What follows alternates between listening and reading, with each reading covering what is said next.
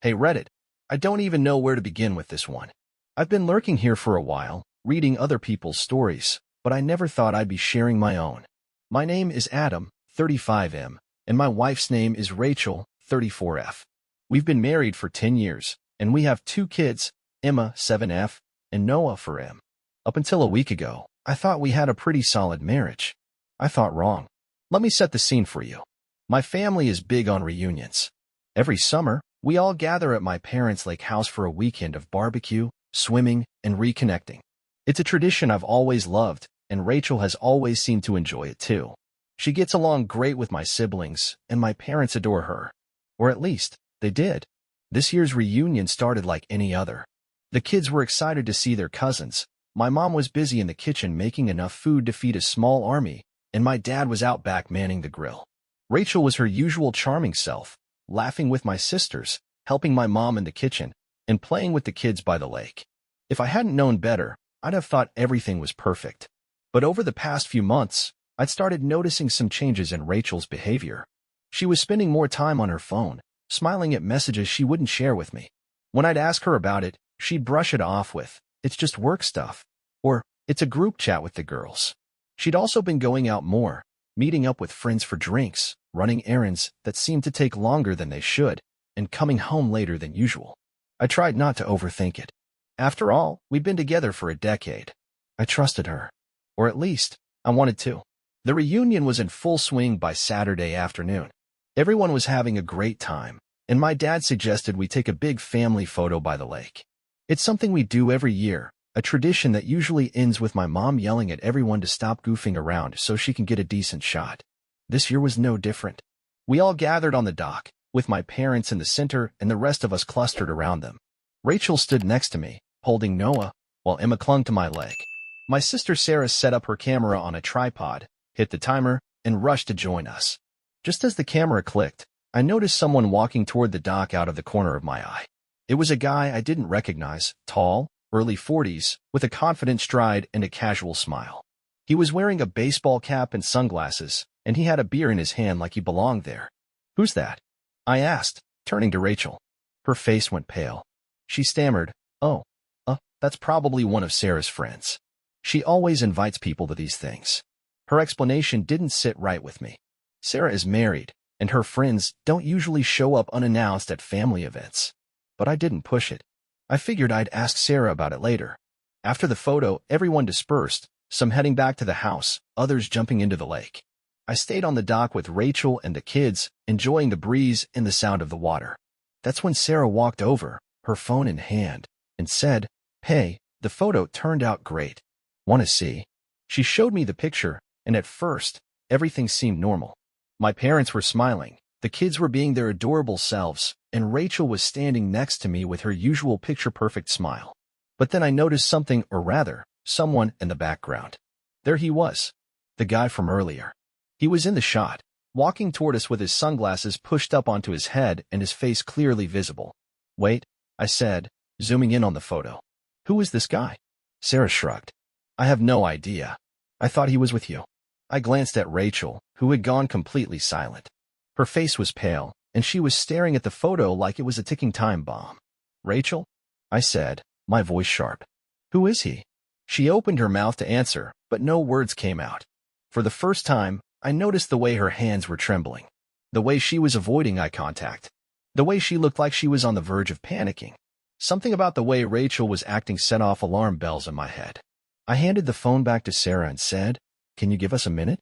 Sarah, clearly sensing the tension, nodded and walked back to the house. The kids were playing by the water, blissfully unaware of the storm brewing behind them. "Rachel," I said again, my voice low. "Who is he?" She finally looked at me, her eyes wide with fear. "Adam, I can explain," she said, her voice shaky. That's when I knew. I didn't have all the details yet, but I didn't need them.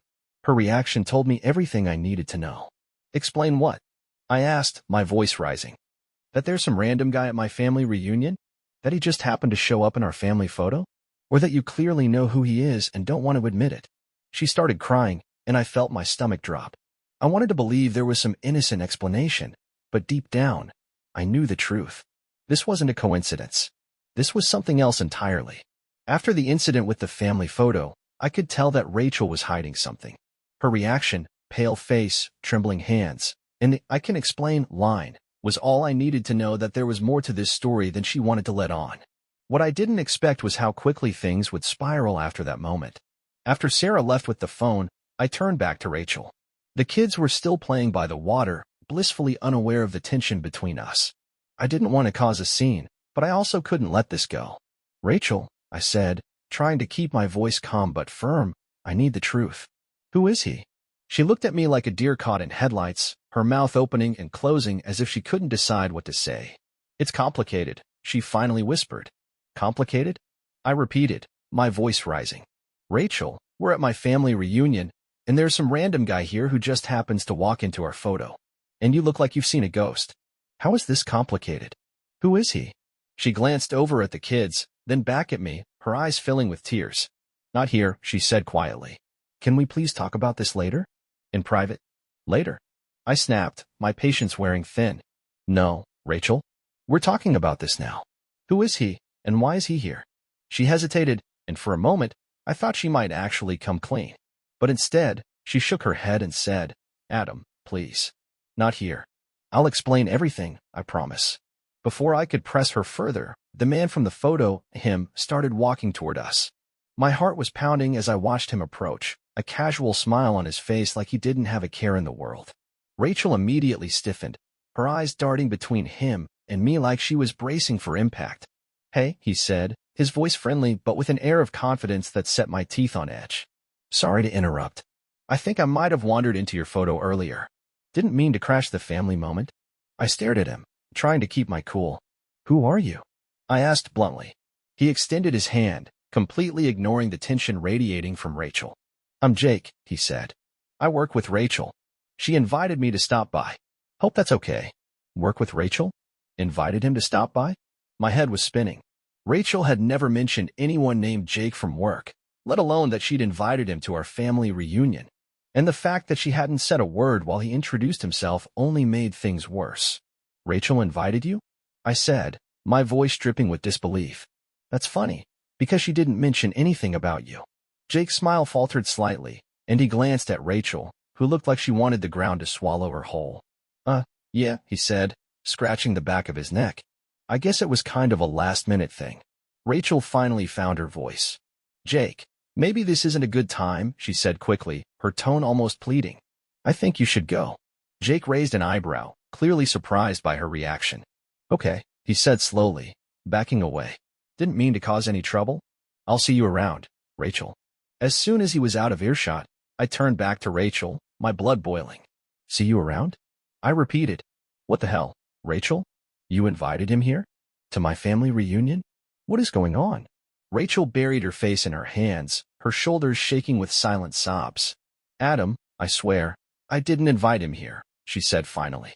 "I have no idea why he showed up." "Then why does he think you did?" I shot back. "Why does he feel comfortable enough to just stroll up to my family reunion like he belongs here?" She didn't answer. She just kept crying, and I could feel my patience running out. "Rachel, if you don't start telling me the truth right now, I'm done. I need answers. Who is he to you?" After a long pause, she looked up at me, her face streaked with tears. "We've been talking," she admitted, her voice barely above a whisper. "Talking?" I repeated, my stomach dropping. "What does that mean, Rachel? Be specific." She hesitated, then said, "It started a few months ago. We worked together, and we got close. But I swear, Adam, it didn't mean anything. It was just stupid. I didn't think it would go this far." I stared at her, my heart pounding in my chest. "How far did it go?" I demanded. "Did you sleep with him?" Her silence was deafening. She didn't have to say the words. I already knew the answer. I took a deep breath, trying to process what I just heard. My wife, the woman I'd trusted for 10 years, had been cheating on me with someone from work. And not only that, but her lover had the audacity to show up at my family reunion like it was no big deal. I felt like my world was crumbling around me, and I didn't know what to do. "We're going to talk about this later," I said finally, my voice cold. "But for now, you're going to put on a smile and pretend everything is fine. I'm not letting this ruin the reunion for everyone else." Rachel nodded, her face still pale. "I'm sorry, Adam," she whispered. "I'm so sorry." I didn't respond. I couldn't. All I could think about was how this perfect day had turned into my worst nightmare, and how the fallout was only just beginning. After Rachel admitted to talking to Jake, which clearly meant way more than that, I felt like I was barely holding myself together. There were so many questions swirling in my head. How long had this been going on? How could she do this to me? To our family? And why the hell did Jake think it was okay to show up at my family reunion? But I couldn't let any of this explode in front of everyone else. The reunion wasn't just about me, it was about my parents, my siblings, and the kids. They didn't deserve to have their weekend ruined because of Rachel's choices. So, for the sake of appearances, I shoved my anger down and played along, pretending everything was fine. The rest of the day was torture. Rachel tried to stay out of my way, but I could feel her watching me, probably waiting for me to pull her aside and yell at her. I didn't. Instead, I threw myself into activities with the kids and kept up a steady stream of small talk with my family. On the outside, I probably looked calm, but on the inside, I was barely keeping it together. At one point, my sister Sarah pulled me aside. "Hey, are you okay?" she asked, her brow furrowed. "You seemed a little off." I forced a smile. "Yeah, I'm fine," I said. "Just tired. Work's been crazy lately." She didn't look convinced, but she let it go. I felt bad lying to her, but I wasn't ready to talk about what was really going on, not yet. That night, after the kids were in bed and most of the family had gone to their rooms, I cornered Rachel in the guest room we were sharing. I shut the door and crossed my arms, glaring at her. "Okay, Rachel, talk. How long has this been going on?" She sat on the edge of the bed, her hands twisting nervously in her lap. "A few months," she admitted. "It started as just friendly conversations at work. But then it got more personal. I don't know why I let it happen." "More personal?" I said, my voice rising. "What does that mean? Did you sleep with him?" Her silence spoke volumes. Finally, she whispered, "Yes. Once." I felt like I'd been punched in the gut. "Once." I repeated. "How convenient. Let me guess, it didn't mean anything, right?" She nodded, tears streaming down her face. "It didn't," she said. "It was a mistake, Adam. I hate myself for it." I laughed bitterly. "You hate yourself? That's nice. What about me, Rachel? What about our family? Did you even think about us when you were sneaking around with him?" "I'm sorry," she sobbed. "I don't know what else to say. I messed up, and I'll do whatever it takes to fix this. Please, Adam, don't give up on us." After that conversation, I couldn't sleep. I kept replaying everything she'd said in my mind, trying to make sense of it. Was she really sorry? Or was she just sorry she got caught? And what about Jake? Was he just some random guy she'd hooked up with once? Or was there more to their relationship than she was letting on? I needed answers, but I wasn't sure if I could handle them. All I knew was that things would never be the same between us.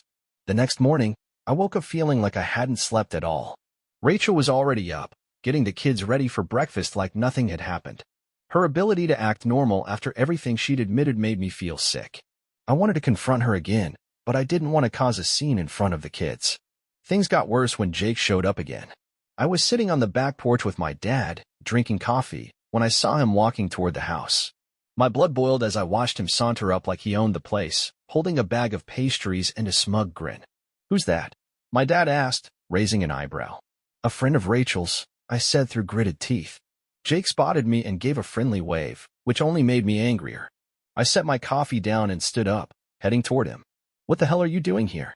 I hissed when I reached him. "Relax," he said, holding up the bag.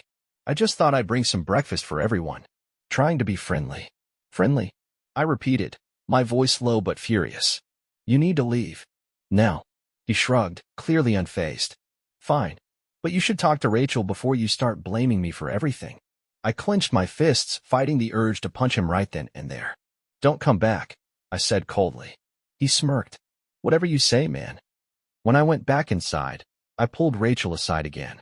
"Jake showed up this morning," I said, my voice shaking with anger. "What the hell is wrong with him?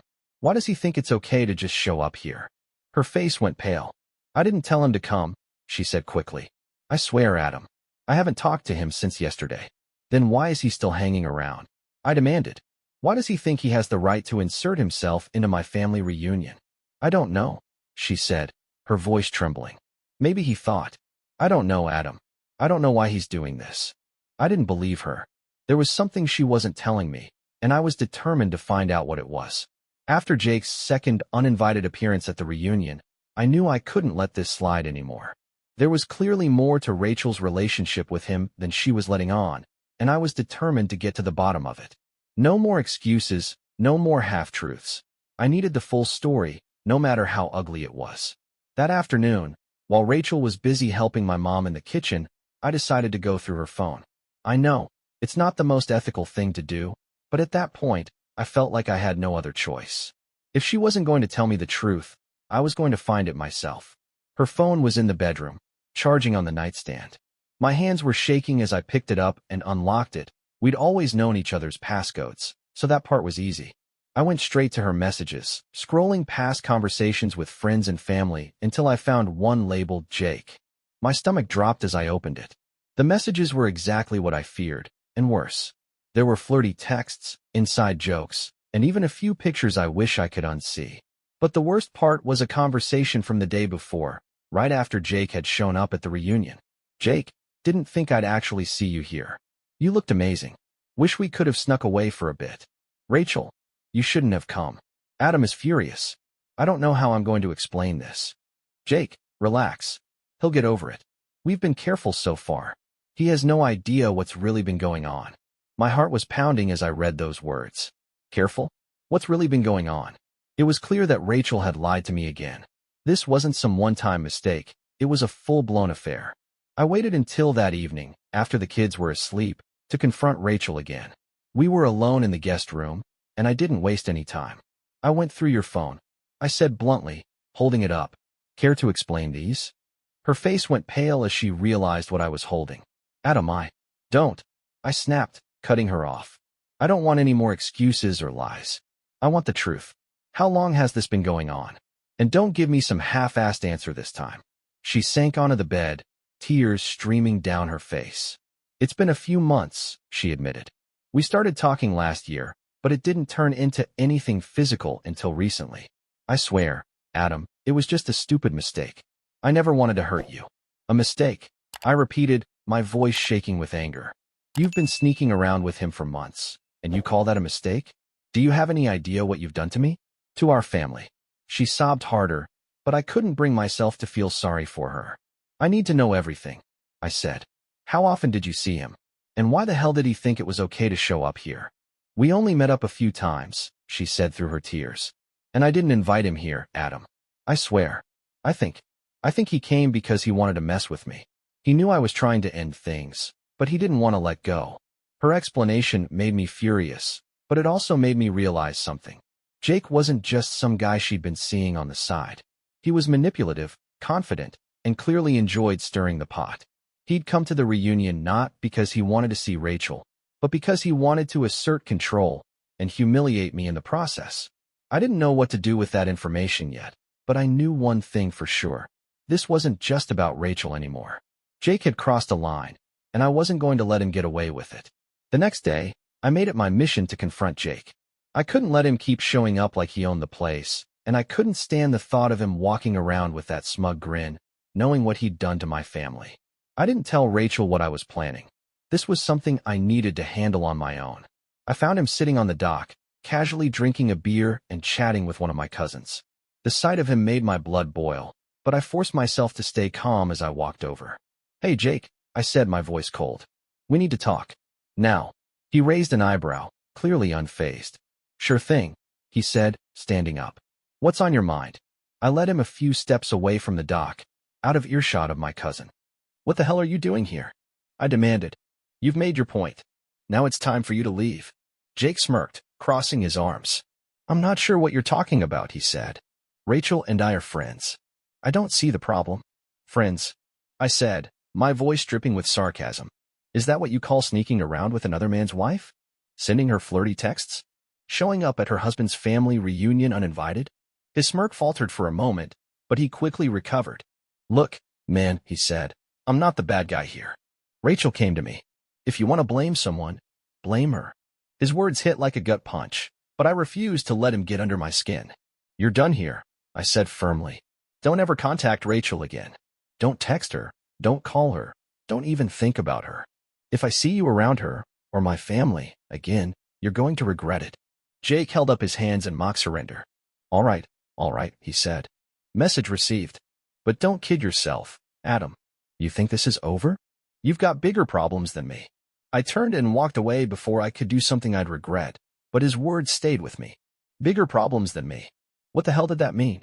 And was Rachel really telling me everything? Or were there still more secrets waiting to be uncovered? After my confrontation with Jake, I thought I'd feel some sense of closure, but his parting words stuck with me. You've got bigger problems than me. What the hell did that mean? Was he just trying to mess with me? Or was there something Rachel still wasn't telling me? Either way, I couldn't let it go. I needed answers. That night, after the kids were asleep, I sat Rachel down for another talk. She looked nervous, and I could tell she was dreading whatever I was about to say. I talked to Jake. I began, keeping my voice calm but firm. He's gone now, but before he left, he said something that's been bothering me. He told me I have bigger problems than him. Care to explain what that's supposed to mean? Rachel's face went pale, and she immediately looked down at her hands. I don't know, she said quietly. Don't lie to me, Rachel, I snapped, my patience wearing thin. I know there's more to this than you've told me. If you want any chance of saving this marriage, you need to come clean. Right now. She hesitated, tears welling up in her eyes.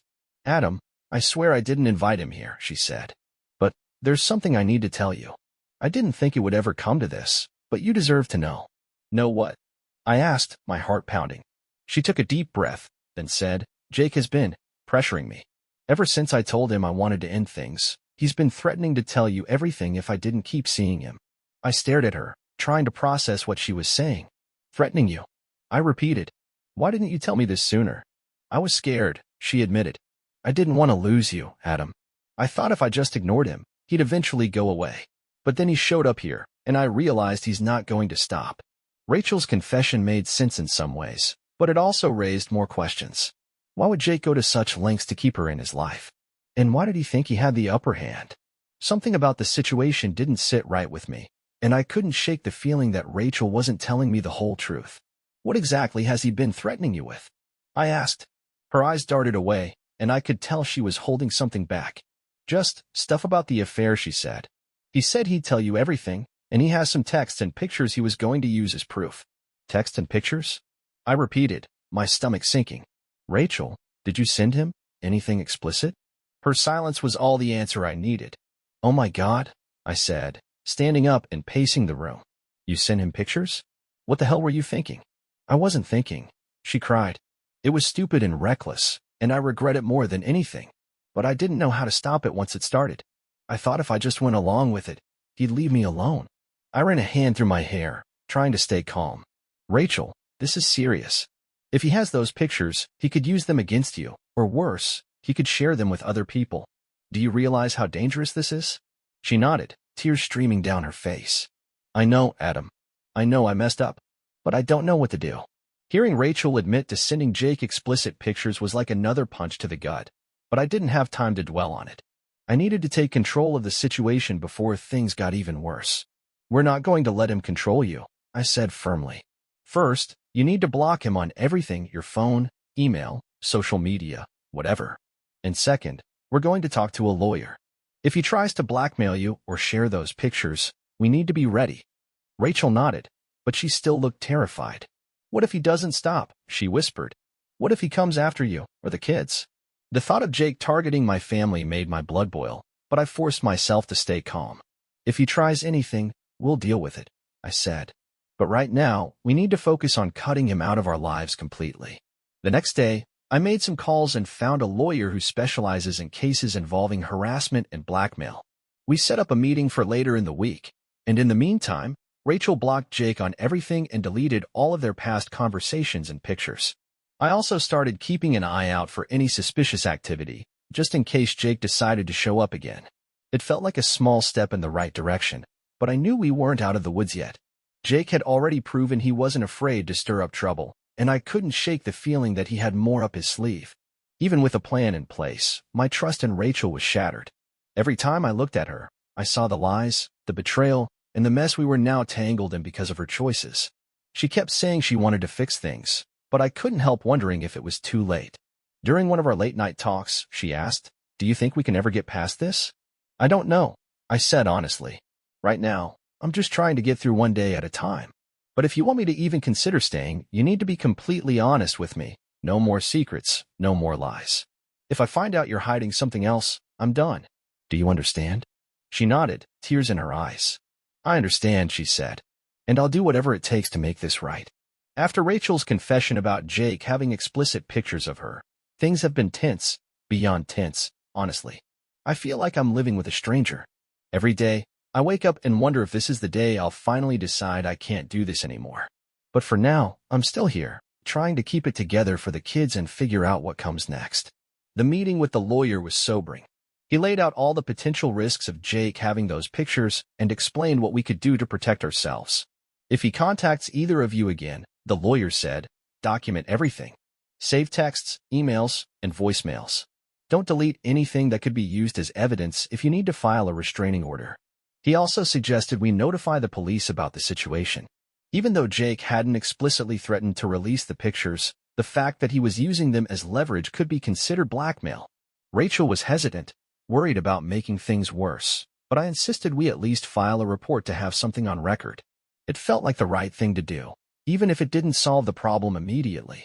While we were taking steps to deal with Jake, the bigger issue, the state of our marriage, remained unresolved. I told Rachel I'd stay for now, but I made it clear that my patience was running thin. This is your mess, I said during one of our late-night talks. I'm willing to help clean it up because I care about our family. But if you don't start being honest with me, completely honest, I'm done. She nodded, tears streaming down her face. I understand, she said. And I promise, Adam, there's nothing else I'm hiding. You know everything now. I wanted to believe her, but the damage was already done.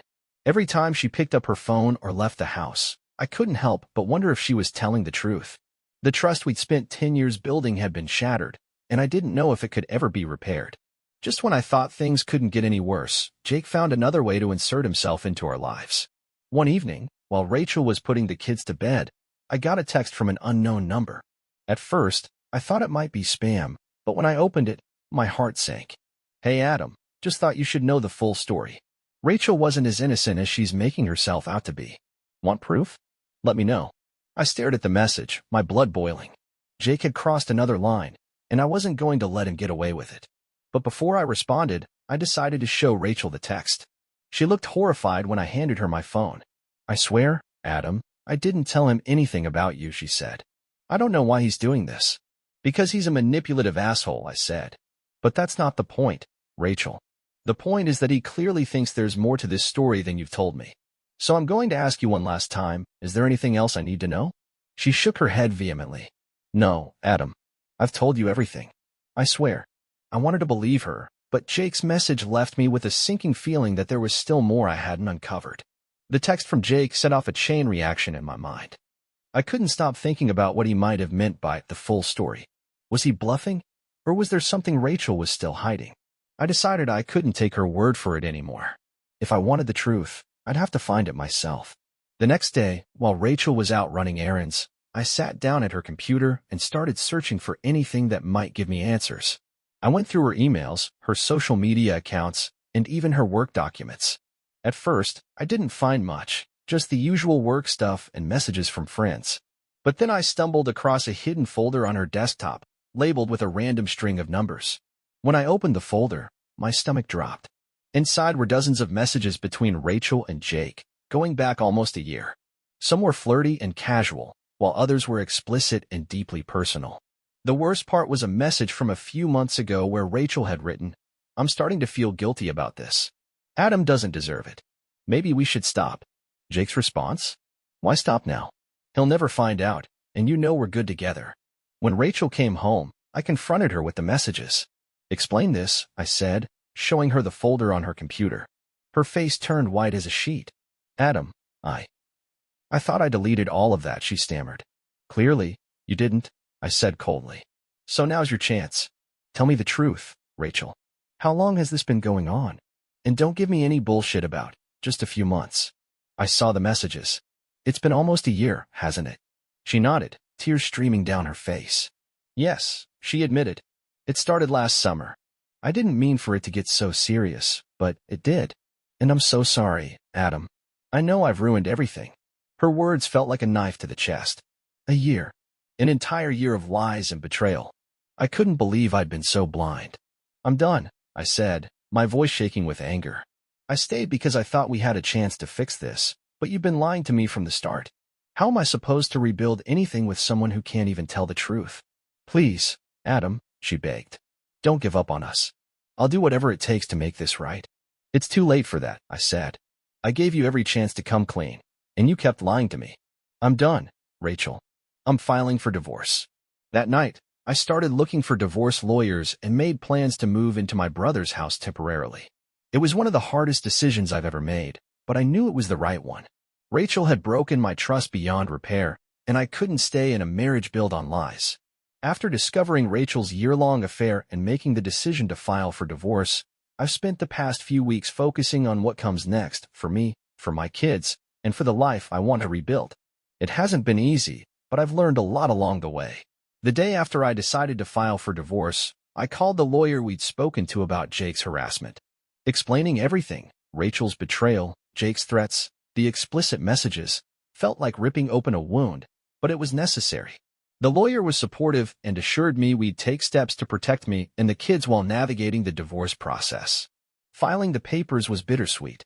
On one hand, it felt like a weight had been lifted. I was finally taking control of my life again. On the other hand, it was heartbreaking to see the end of a marriage I'd believed would last forever. But as painful as it was, I knew it was the right decision. One of the hardest parts of this process has been figuring out how to co-parent with Rachel. She's been staying at the house with the kids while I've moved in with my brother, and we've worked out a temporary custody schedule. Seeing my kids less often has been gut-wrenching, but I remind myself that this isn't about me. It's about doing what's best for them. Rachel has been cooperative, and I'll give her credit for that. She's apologized repeatedly and has made it clear she wants to be a good co-parent, even if our marriage is over. I know I've lost your trust, but I don't want to lose my place in the kids' lives, she said during one of our discussions.